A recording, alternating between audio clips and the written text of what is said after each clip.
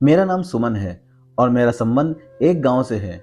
मेरी ये कहानी आपके रोंगटे खड़े कर देगी कि किस तरह मेरे चाचा जी गांव की लड़कियों के साथ बाल काटने के नाम पर आधी रात को उनके साथ छत पर जाते। जब सच्चाई खुलकर मेरे सामने आई तो मेरी आत्मा कांप गई थी, क्योंकि सच्चाई उससे कहीं ज़्यादा भयानक थी, जो साफ नजर आ रही थी। मैं आहिस्ता आहिस्ता दबे पांव सीढ़ियां चढ़ रही थी। रात का अंधेरा बढ़ता ही जा रहा था। सिर्फ छत से एक टिमटिमाती हुई रोशनी नजर आ रही थी। आज की रात मुझे मौका मिल गया था कि मैं अपनी इस जिज्ञासा को दूर कर सकती थी और यह जान सकती थी कि आखिर चाचा जी आधी रात को छत पर करते क्या हैं। हर बार चाची जी की पहरेदारी इतनी सख्त हुआ करती थी कि मैं चाह कर भी सीढ़ियों की तरफ नहीं जा पाती थी। और कभी कभी तो मुझे चाची जी पर हैरत होती थी कि कैसे वह चाचा जी को किसी भी कुंवारी लड़की के साथ रात की तन्हाई में अकेले छोड़ सकती हैं। लेकिन आज की रात चाची जी की पता नहीं कहाँ कहाँ थी और मैं आसानी से सीढ़ियों तक पहुंच गई थी। मेरे चाचा जी कुछ देर पहले ही गांव की नई बालिग होने लड़की करीना को लेकर छत पर चले गए थे और अब वह पूरे 2 घंटे से पहले नीचे नहीं आने वाले थे। इन 2 घंटों में चाचा जी लड़की के साथ क्या करते थे और छत पर क्या क्या होता था, यही सब जानने की मुझे जिज्ञासा थी। कहने को तो मेरे चाचा जी पेशे से एक नाई थे, लेकिन उनका काम और काम करने का तरीका मेरे लिए बहुत ही हैरान कर देने वाला था। और आज की रात मुझे यह जानकर रहना था कि आखिर चाचा जी सिर्फ बालिग होने वाली लड़कियों के ही बाल क्यों काटते हैं, और वह भी आधी रात को छत पर अकेले में। ना चाची जी कभी खुद छत पर जाती हैं और न लड़की के घर वालों में से किसी को साथ जाने दिया जाता है। मैं आधी सीढ़ियां चढ़ चुकी थी और इस राज से पर्दा उठने ही वाला था कि चाचा जी करीना के साथ क्या करने वाले हैं, कि पीछे से मेरी चाची जी की गर्जदार आवाज ने मुझे चौंकने पर मजबूर कर दिया था। हमेशा डरी सहमी और धीमे लहजे में बात करने वाली चाची जी, पहली बार मैंने ऐसी आवाज सुनी थी कि मेरी जान ही निकल गई थी। जैसे ही मैंने पलट कर देखा तो वह मेरे सर पर आ पहुंची थी और मेरा हाथ पकड़कर गुस्से में मुझे खींचकर नीचे ले आई थी। उनका अंदाज ऐसा था जैसे वह मुझे कच्चा चबा जाएंगी। वह गुस्से में मेरे बाजू को दबोचते हुए पूछ रही थी कि मैं ऊपर कहाँ जा रही थी। मैंने हकलाते हुए चाची जी से कह दिया कि मुझे नीचे घबराहट हो रही थी, इसीलिए मैं छत पर जा रही हूँ। मेरी बात सुनकर चाची जी ने एक जोरदार थप्पड़ मेरे मुंह पर मारा और कहने लगी, क्या तुम जानती नहीं हो आज करीना अपने बाल उतरवाने के लिए आई है? फिर तुमने छत पर जाने के बारे में सोचा भी कैसे? क्या तुम अपने चाचा जी का काम बंद करवाना चाहती हो? क्या तुम जानती नहीं हो तुम्हें और तुम्हारी माँ को तुम्हारे चाचा जी ही पाल रहे हैं? तुम्हारे बाबा के मरने के बाद से तुम्हारे चाचा जी ने तुम्हारी सारी जिम्मेदारी अपने सिर पर ले रखी है और तुम हो कि उनके काम के पीछे पड़ गई हो। तुम्हारे चाचा बिल्कुल भी नहीं चाहते कि जब वह काम करें तो कोई उन्हें बीच में परेशान करे, यहाँ तक कि मैं भी नहीं। इसीलिए मैं भी कभी ऊपर जाने की कोशिश नहीं करती। बेहतर है कि आज के बाद तुम भी मत जाना आधी रात के वक्त और इस तरह नजर ना आना, वरना अच्छा नहीं होगा और फिर मैं तुम्हारे चाचा जी को तुम्हारी शिकायत करूंगी। चाची जी की बात सुनकर मैं बहुत ज़्यादा डर गई थी, क्योंकि चाचा जी से तो वैसे ही मुझे डर लगता था और फिर उनकी अजीबोगरीब करतूत की वजह से भी मैं बहुत ज़्यादा परेशान रहती थी। अगर ऐसे में चाची जी ने उनसे मेरी किसी तरह की कोई शिकायत करती तो मेरे लिए और परेशानियां खड़ी हो जाती। मैंने फौरन ही चाची जी से माफ़ी मांगी और कहा कि आज के बाद मैं कभी ऐसी गलती नहीं करूंगी। चाची जी ने मुझे नरमी से कहा कि अपने कमरे में जाकर सो जाओ। मैंने सही मौका समझा और अपने कमरे की तरफ दौड़ लगा दी। कमरे में आकर भी मेरे दिमाग में यही बात घूम रही थी कि आखिर चाचा जी को बाल उतारते वक्त इतनी तन्हाई की भी क्या जरूरत थी, कि वह किसी तीसरे की दखलंदाजी बर्दाश्त ही नहीं कर सकते थे। जबकि गांव का दूसरा नाई जो है वो बीच चौराहे पर अपनी कुर्सी डालकर बैठा रहता है और आधे गांव के बीच लोगों के बाल उतारता था। उसे तो ना ही किसी तरह की तन्हाई की जरूरत थी और ना ही किसी के आने जाने से कोई परेशानी थी। लेकिन मेरे चाचा जी तो अलग ही तरह के नाई थे। दूसरों के चाचा तो अपनी भतीजी से लाड प्यार करते थे, मगर मेरे चाचा सिर्फ और सिर्फ मुझ पर पाबंदियां लगाया करते थे। हर बात पर बस यही कहते कि अब तेरा बाप मौजूद नहीं है तो इसलिए तू मेरी जिम्मेदारी है। मैं सिर्फ 12 साल की थी और इतनी कम उम्र में भी मेरे चाचा जी ने मुझ पर ऐसे रोक टोक कर रखे थे जैसे कि मैं कोई जवान लड़की हूँ, और ना ही मैं उनकी अनुमति के बगैर घर से बाहर निकल सकती थी और ना ही किसी के घर जाने के बारे में भी सोच सकती थी। मुझे स्कूल से लाने ले जाने का काम भी चाचा जी खुद ही किया करते थे। कभी कभी तो मुझे चाचा जी पर इतना गुस्सा आता कि मेरा दिल चाहता कि किसी तरह मैं उनसे अपनी जान छुड़वा लूं। लेकिन चाचा जी से तो मेरी जान भी नहीं छूट सकती थी, क्योंकि उनका नाई का काम था इतना अजीब कि कभी कभार महीने में एक बार वह बाल काटा करते थे, और वह भी हमारे ही घर की छत पर। बाकी सारा वक्त तो वह घर पर पड़े रहते और मुझ पर नजर रखते। मेरे बाबा बहुत पहले हमें छोड़कर ऊपर वाले के पास चले गए थे, इसीलिए मेरी जिम्मेदारी मेरे चाचा जी के कंधों पर थी, और इसी वजह से चाचा जी मुझ पर अपना पूरा हक समझते थे। ऐसा नहीं था कि चाचा जी कोई कुंवारे मर्द थे, बल्कि वह तो एक शादीशुदा आदमी थे। उनकी शादी को 5 साल होने वाले थे। चाची जी भी हमारे साथ ही रहा करती थीं, लेकिन पता नहीं क्यों वह इतनी डरी सहमी सी नजर आ रही थीं, जैसे उन्हें किसी बात का कोई डर हो। जबकि मेरी माँ बहुत ही हंसने बोलने वाली औरत थी, और चाचा जी के साथ भी बिल्कुल नॉर्मल रहती थी। ना ही उन्हें चाचा जी से डर लगता था, और ना ही वह चाचा जी से झिझकती थी। जबकि चाचा जी के आगे तो चाची जी की जान निकलती थी। वह चाचा जी से नज़र मिलाकर बात तक नहीं कर सकती थी, बल्कि खामोशी से उनके हर हुक्म के आगे सर झुका देती थी। शायद इसकी वजह यह भी थी कि शादी के 5 साल बाद भी उनकी गोद खाली थी, और वह चाचा जी को औलाद न दे सकी थी। जो भी था, मुझे अपने चाचा एक आंख नहीं भाते थे, क्योंकि उनकी वजह से मेरा बचपन भी जवान लड़कियों की तरह गुजर रहा था। और जैसे जैसे मुझे समझ आया और पता चला कि मेरे चाचा जी क्या काम करते हैं, तो मैं हैरान रह गई, क्योंकि मेरे चाचा जी मर्द होकर भी मर्दों के बाल नहीं काटा करते थे, बल्कि वह तो लड़कियों के बाल काटते थे, और वह भी ऐसी लड़कियों के जो बालिग हो जाया करती। यह बात मेरे लिए बहुत हैरान करने वाली थी, और जब से मुझे इस बात का पता चला था, मेरे अंदर जिज्ञासा सी पैदा हो गई थी कि चाचा जी ऐसा क्यों करते हैं। कई बार मैंने सोचा कि चाचा जी को किसी लड़की के बाल काटते हुए देखूंगी, लेकिन चाचा जी का तो तरीका ही बिल्कुल अलग था। वह आधी रात को बालिग लड़की को घर बुलाते और उसे अपने साथ छत पर ले जाते, और वहां ले जाकर उसके बाद बाल काटते थे। सारे गांव में यह मशहूर था कि चाचा जी जिस भी लड़की के बाल काटते हैं, उसकी जवानी बहुत खूबसूरत होती है और उसके नसीब जाग जाते हैं, क्योंकि उस लड़की की शादी किसी बहुत ही अच्छी जगह पर हो जाती है। इसीलिए लोग खुशी खुशी अपनी जवान लड़कियों को चाचा जी के पास भेज आया करते थे, ताकि उनकी बेटियों की किस्मत बदल जाए। लेकिन यह बात मेरी समझ से बाहर थी कि चाचा जी से बाल कटवाने से किसी लड़की के नसीब कैसे बदल सकते हैं, और वह भी आधी रात को अकेले में। कई बार मैंने इस हकीकत को जानने की कोशिश की कि चाचा जी लड़की के बाल किस तरह काटते हैं और आधी रात को छत पर ही क्यों ले जाते हैं, लेकिन कभी भी मुझे यह जानने का मौका नहीं मिला, क्योंकि जब भी चाचा जी किसी लड़की के बाल काटने के लिए छत पर ले जाते, तो चाची जी सीढ़ियों पर पहरेदारी करना शुरू कर देती और किसी को भी छत पर न जाने देती। मेरी सहेली नीतू बालिग हुई तो गांव की दूसरी लड़कियों की तरह उसे भी चाचा जी के पास लाया गया। मैं यह सोचकर खुश हो गई कि चलो, नीतू से अगली सुबह इस बारे में बात करूंगी, तो मुझे पता चलेगा कि चाचा जी ने उसे छत पर ले जाकर उसके बाल कैसे काटे। लेकिन अगले दिन जब वह स्कूल आई तो वह बिल्कुल खामोश थी।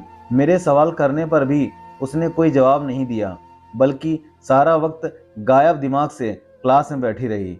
मैं हैरान थी कि इतनी शरारती और चुलबुली नीतू को अचानक से क्या हो गया है। घर आकर यही बात मैंने माँ से कही तो माँ हंसकर कहने लगी, बेवकूफ़, अब वह बालिग हो गई है और ऐसे में लड़कियों में बहुत ज़्यादा बदलाव आ जाते हैं। शायद इसीलिए वह भी अपनी माँ के कहने पर चुपचाप बैठी हो। अब तो उसके सर पर बाल भी नहीं है, शायद इसीलिए झिझक रही होगी। माँ की बात सुनकर मैं संतुष्ट हो गई थी। वाकई 13 साल की नीतू बहुत ही अजीब सी लग रही थी, और क्लास के सब बच्चे भी उसे लगातार चिढ़ा रहे थे। हो सकता है वो भी शर्मिंदगी के मारे सारा वक्त खामोश रही हो, मगर मुझे क्या पता था कि उसकी खामोशी के पीछे क्या राज है। जब कुछ वक्त तक यही सिलसिला चलता रहा तो मैंने चोरी चुपके छत पर जाने की बहुत बार कोशिश की, लेकिन हर बार चाची जी के आगे आ जाती, या फिर माँ ही मुझे डांट कर कह दिया करती कि अपने चाचा जी के काम में दखल अंदाजी ना किया करो। तुम्हारे चाचा जी ही हैं जिन्होंने तुम्हारे बाबा के मरने के बाद हमारा पेट पाला। वह अगर तुम्हें डांटा भी करते हैं तो बर्दाश्त कर लिया करो, क्योंकि वह हमारा भला ही चाहेंगे। शुरू शुरू में मुझे माँ की यह बात बिल्कुल भी समझ नहीं आती थी, लेकिन फिर धीरे धीरे मुझे एहसास हुआ कि मेरी माँ एक विधवा औरत थी, जिसे पूछने वाला और कोई नहीं था। नाना नानी मर चुके थे और मेरे मामा जी दूसरे गांव में रहते थे। उन्होंने कभी पलटकर हमारा हाल तक नहीं पूछा था। ऐसे में चाचा ही थे जो हर वक्त माँ के साथ खड़े रहते थे। यहाँ तक कि अपनी शादी के बाद भी इन्होंने मेरे और माँ के खर्चे में कभी कोई रुकावट नहीं डाली थी, बल्कि वह तो पहले से भी ज़्यादा बढ़कर हमारा ख्याल रखते और चाची जी को भी हमारे साथ रहने पर कोई ऐतराज़ नहीं था। यही वजह थी कि माँ उन दोनों पति पत्नी को सर आंखों पर बैठाती थी। सारे गांव वाले भी चाचा जी की बहुत ही इज्जत करते थे, क्योंकि चाचा जी की बहुत ही नर्म मिजाज इंसान थे। बस उनकी सारी डांट मेरे लिए ही थी, लेकिन माँ का कहना था कि इसमें भी उनकी मोहब्बत छिपी हुई है। वह खुद बे औलाद हैं, इसीलिए वह औलाद की कमी को मुझसे पूरी करना चाहते हैं। जब मैंने यह बात सोची तो मुझे भी यह बात सच ही लगी कि अगर चाचा जी का सहारा हमारे साथ ना होता तो शायद हम दोनों माँ बेटी आज इस गांव में बेसहारा और मोहतजी की जिंदगी गुजार रहे होते। जिस रात मैंने चाची जी से वादा किया था कि मैं कभी दोबारा चाचा जी के काम में टांग नहीं अड़ाऊंगी, उसी रात के बाद से मैंने कभी छत पर जाने का सोचा भी नहीं। मैं डर गई थी कि अगर चाची चाचा जी से मेरी शिकायत कर देती तो मैं और मेरी माँ कहाँ जाती। चाचा जी का काम पहले की तरह ही चल रहा था। कभी महीने में तो कभी 1.5 महीने में कोई ना कोई लड़की बालिग होकर हमारे घर पर आती और चाचा जी के साथ खामोशी से ऊपर छत पर चली जाती। चाची जी सीढ़ियों के आसपास ही रहती और 2 घंटे बाद जब वह लड़की छत से उतरकर वापस नीचे आती तो चाचा जी उसके काफ़ी देर बाद ही नीचे उतरते और उनकी हालत काफ़ी अजीब सी नज़र आती। और इस बात के बारे में भी मुझे उस वक्त पता चला जब एक रात मैं मटके से पानी पीने के लिए आंगन में आई और चाचा जी को सीढ़ियाँ उतरते हुए देखा। चाचा जी का हुलिया बहुत ही अजीब लग रहा था। उनका सांस भी फूला हुआ था। ऐसा लग रहा था जैसे वह बहुत मेहनत का काम करके नीचे आए हों। चाचा जी हमेशा काले रंग की धोती बांध कर ही लड़कियों के बाल काटने छत पर जाते थे, लेकिन जब वह नीचे उतरे तो उनके कपड़े भी बदले हुए थे। ना ही उन्होंने धोती बांधी होती थी और ना ही उनके शरीर पर कुर्ता मौजूद था। वह बहुत हाँफते कांपते सीढ़ियाँ उतरे थे, जैसे बहुत ही ज़्यादा थक गए हों और उनके लिए चलना भी मुश्किल हो रहा था। और फिर मुझे याद आया कि जब भी चाचा जी किसी लड़की के बाल काटते तो पूरा दिन कमरे में बंद रहते थे और चाची जी को भी कमरे में जाने की अनुमति नहीं थी। आखिर 2 घंटे बाल काटने के बाद चाचा जी इतना भी कैसे थक जाया करते थे कि सारा दिन कमरे से नहीं निकला करते थे। और फिर उस वक्त जो उन्हें चलता देखकर मुझे ऐसा लग रहा था जैसे वह खेत में हल जोत कर आ रहे हों। चाचा जी को देखते ही मैं छुप गई थी और चाचा जी अपने कमरे में चले गए थे। हमेशा की तरह अगले दिन चाची कमरे से बाहर थीं और चाचा जी कमरा बंद करके सो रहे थे।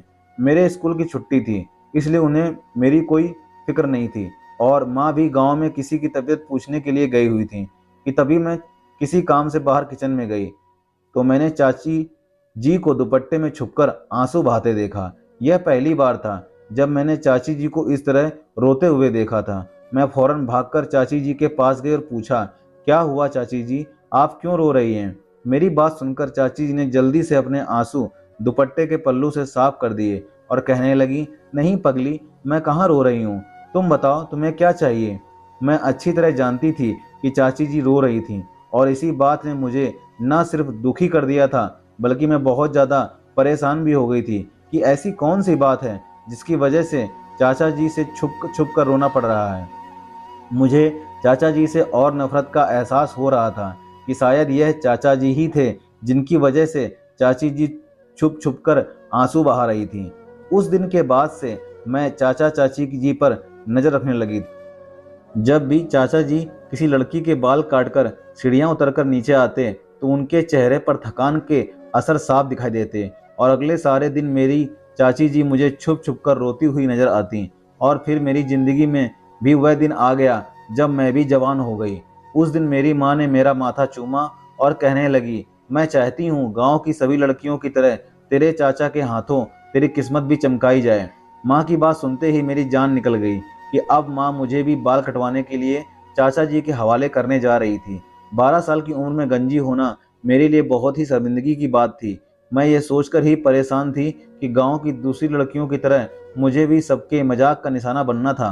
मैंने माँ के आगे हाथ जोड़ लिए और माँ से कहा कि मैं किसी भी हल में बाल नहीं उतरवाना चाहती हूँ। मेरा इनकार सुनकर माँ ने जोर से कहा कि क्या तू नहीं जानती कि तेरे चाचा जी की वजह से कैसे गांव की लड़कियों की किस्मत बदल जाती है, जिसके बाल भी आज तक तेरे चाचा जी ने काटे हैं। कुछ ही दिनों में उनकी शादी बहुत धूमधाम से और बहुत ही अच्छी तरह जगह पर हुई है। ऐसे ही तो गांव वाले अपनी बेटियां तेरे चाचा जी के हवाले करके नहीं जाते। जब वह तेरे चाचा जी के इस काम से इतना फायदा उठा सकते हैं तो फिर हम घर वाले क्यों नहीं।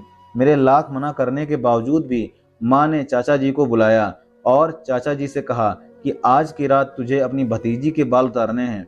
यह सुनकर चाचा जी के चेहरे का रंग फीका पड़ गया और कहने लगे कि क्या अपनी सुमन भी बालिग हो गई है।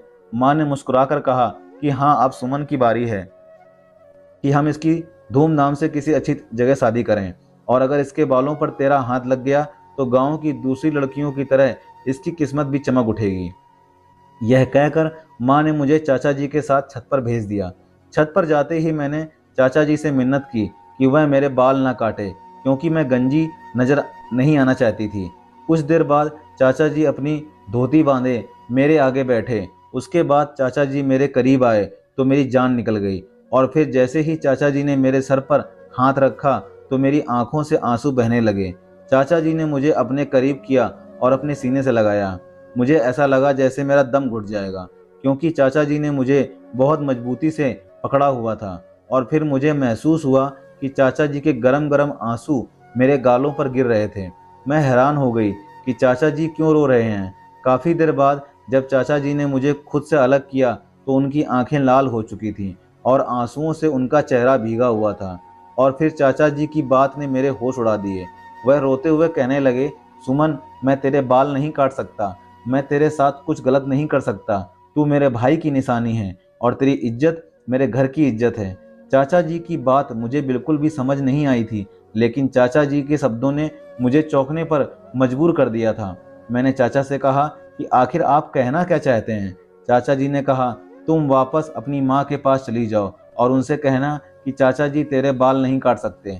मैं उल्टे कदमों सीढ़ियाँ उतरकर माँ के पास चली गई और माँ को सब कुछ बता दिया। यह सुनकर माँ चाचा जी के कमरे की तरफ चल दी। मैं भी माँ के साथ ही थी। जब हम कमरे में गए तो चाचा जी चाची के कदमों में बैठकर रो रहे थे और चाची जी से माफिया मांग रहे थे। चाची जी भी सिसक सिसक कर रो रही थी। यह सब देखकर माँ भी परेशान हो गई और उन दोनों से पूछा कि आखिर मामला क्या है, मुझे भी तो कुछ पता चले। काफी देर आंसू बहाने के बाद चाचा जी ने एक ऐसा राज हमारे सामने खोला जिसे सुनकर हमारी आत्मा तक कांप उठी। यह कैसे मुमकिन था कि मेरे चाचा ऐसा कोई काम करते थे जिसके बारे में सोचा भी नहीं जा सकता था। चाचा जी ने रोते हुए बताया कि आज से कई साल पहले की बात है। चाचा जी गांव के चौधरी के खास नाई थे और वह सिर्फ चौधरी साहब के ही बाल काटा करते थे। गांव के चौधरी अय्याश तरह के आदमी थे और उनकी फितरत चाचा जी को बिल्कुल पसंद नहीं थी, लेकिन चाचा जी की मजबूरी थी कि उन्हें यह नौकरी करनी पड़ रही थी। और फिर एक दिन गांव के चौधरी ने चाचा जी को अपनी नौकरी से निकालकर एक नया काम सौंप दिया। गांव के चौधरी ने सारे गांव में यह बात मशहूर कर दी कि चाचा जी के हाथ में बहुत जादू है और वह जिसके भी बाल काटते हैं उसकी किस्मत संवर जाती है। यहाँ तक कि गांव के चौधरी की जमीनें भी फलने फूलने लगी हैं। और यह इसीलिए ही हुआ है क्योंकि चाचा जी उनके बालों पर हाथ लगाते हैं। सारे ही गांव वाले अनपढ़ और सीधे साधे लोग थे। उनके लिए तो गांव के चौधरी का ही हर बात सही होती थी और गांव के चौधरी ने इस बात का बहुत ज़्यादा चर्चा किया तो गांव वालों ने आंखें बंद करके इस बात पर यकीन कर लिया। और फिर चौधरी साहब ने अपने खास नौकरी के लिए यह बात फैला दी कि अगर मैं किसी बालिग लड़की के बाल काटूंगा तो उसकी किस्मत बदल जाएगी और उसकी शादी बहुत अच्छी जगह होगी। मुझे समझ ही नहीं आ रहा था कि चौधरी साहब ने यह सब क्यों किया है।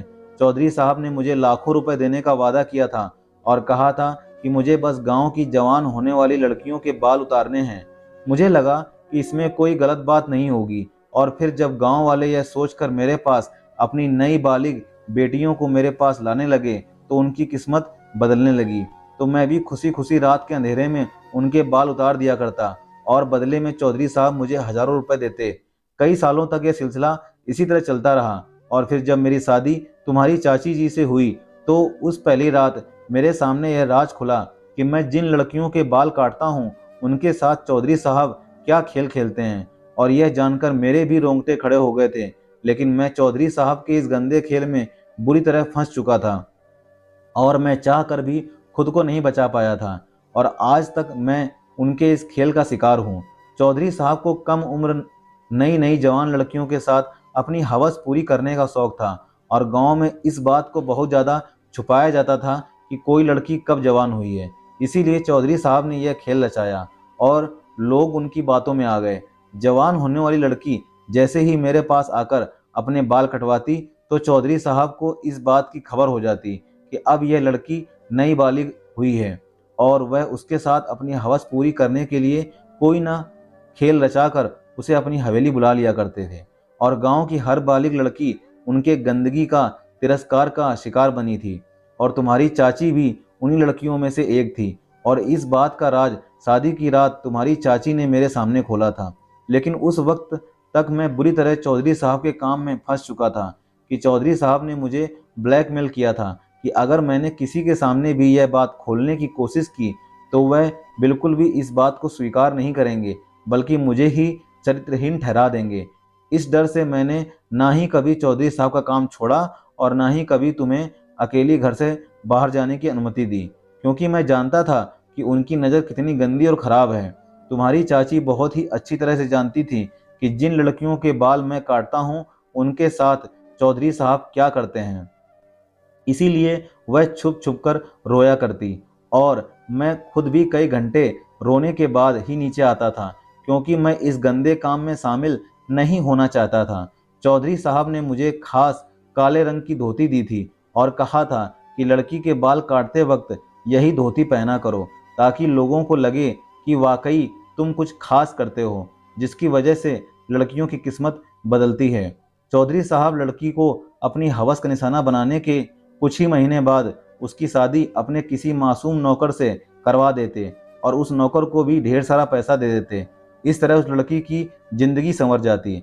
चौधरी साहब के पास पैसे की कोई कमी नहीं थी, इसलिए वह अपनी अय्याशी पर आंख बंद करके पैसा लुटा रहे थे, और मैं उनके हाथों की कठपुतली बन चुका था। लेकिन मैं तुम्हारे बाल काटकर चौधरी साहब को यह खबर नहीं पहुंचाना चाहता था कि तुम भी जवान हो चुकी हो, क्योंकि मैं जानता हूं कि इस तरह तुम भी उनके जुल्म से नहीं बच पाओगी। चाचा जी की बात सुनकर मैं और माँ रोने लगी थीं। हमें तो इस चीज़ की कुछ खबर ही नहीं थी। माँ दूसरे गांव से शादी होकर यहाँ पर आई थीं, इसलिए उन्हें भी चौधरी साहब के बारे में कुछ भी पता नहीं था। मुझे तो चाचा जी का अपने ऊपर नज़र रखना और उनका हमेशा पाबंदियां लगाना हमेशा बुरा लगता था, लेकिन अब मैं सोच रही थी कि चाचा जी मुझसे कितनी मोहब्बत करते थे कि जो मुझे चौधरी साहब से बचाने के लिए इस कदर कोशिश करते रहे थे। चाचा जी ने हमसे वादा किया कि वह मेरी इज्जत पर आंच भी नहीं आने देंगे और ना ही आइंदा गांव की दूसरी लड़कियों की बर्बादी का जरिया बनेंगे। चाचा जी ने रोते हुए माँ और चाची जी से कहा कि अपना सामान बांध लो, हम इस गांव को छोड़कर कहीं दूर चले जाएंगे, और जाने से पहले मैं गांव के मास्टर के नाम एक खत लिख कर जाऊंगा, जिसमें मैं सारी हकीकत लिख दूंगा। गांव के मास्टर एक समझदार आदमी हैं, वह खामोशी से गांव वालों को यह बात समझा देंगे और यह किस्सा हमेशा के लिए ख़त्म हो जाएगा। मैं, माँ, चाचा और चाची जी, कोई भी नहीं जानता था कि आगे हमारी मंजिल क्या है। चाचा जी ने कदम बढ़ाया था, इसलिए हमें यकीन था कि ऊपर वाला हमारी मदद करेगा। चाचा जी ने गांव के मास्टर के नाम पर एक लंबा सा खत लिखा था, जिसमें उन्होंने हर एक बात साफ साफ लिख दी थी, ताकि हमारे जाने के बाद कोई गांव वाला चौधरी साहब की बातों में ना आ सके। फिर कोई लड़की बाल कटवाकर या किसी और तरीके से चौधरी साहब तक यह खबर न पहुंचाए कि अब वह जवान और बालिग हो चुकी है और उनकी हवस का निशाना बनने के लिए तैयार है। मुझे आज भी अच्छी तरह से यह बात याद है कि जब भी कोई लड़की बालिग होने के बाद गंजी होती और फिर कुछ दिनों के बाद स्कूल आती तो वह किस कदर डरी सहमी और खामोश होती थी। मुझे हमेशा ही यूं लगता था कि यह सब इसलिए है क्योंकि वह गंजी होकर आई है और अपने इस गंजेपन की वजह से परेशान है। लेकिन यह राज तो अब खुला था कि वह चौधरी साहब की हवस का निशाना बनकर आई थी और वह मेरे चाचा जी, जिन्हें मैं बहुत ही गलत समझती थी, दरअसल वो खुद भी एक तकलीफ का शिकार थे। और जब हम गांव छोड़कर जा रहे थे तो मेरे चाचा जी के चेहरे पर सुकून ही सुकून था। आज भी अक्सर गांव में ऐसे बहुत से चौधरी और वडेरे मौजूद हैं जो इस तरह की हरकतों में शामिल हैं और सीधे साधे गांव वाले उनके घटिया काम और उनकी करतूत नहीं जानते हैं। शहरी लोगों को चाहिए कि वह देहातों में पढ़ाई के सिलसिलों को आगे बढ़ाएं ताकि सीधे साधे और भोले वाले गांव वालों ऐसी घटिया सोच के लोगों से खुद को बचा सकें। तो दोस्तों, यह थी हमारी आज की कहानी। उम्मीद करते हैं आपको पसंद आई होगी। आपका क्या कहना है इस कहानी के बारे में, हमें कमेंट बॉक्स में कमेंट करके ज़रूर बताइएगा। साथ ही साथ अगर आप हमारे चैनल पर नए हैं तो चैनल को प्लीज़ अभी के अभी सब्सक्राइब कर दीजिए और साथ ही साथ आपके दाहिनी तरफ एक बेल आइकन बना होगा घंटी टाइप का, उसको प्रेस कर दीजिए और ऑल पर सेट कर दीजिए, जिससे कि आपको मेरी सारी स्टोरी सबसे पहले आपके चैनल पर दिखेंगी। दोस्तों, उम्मीद करते हैं कहानी पसंद आई होगी। मिलते हैं अगली इसी तरह की अच्छी और सच्ची कहानी में। तब तक के लिए दोस्तों, जय हिंद, जय भारत, खुश रहिए, आबाद रहिए।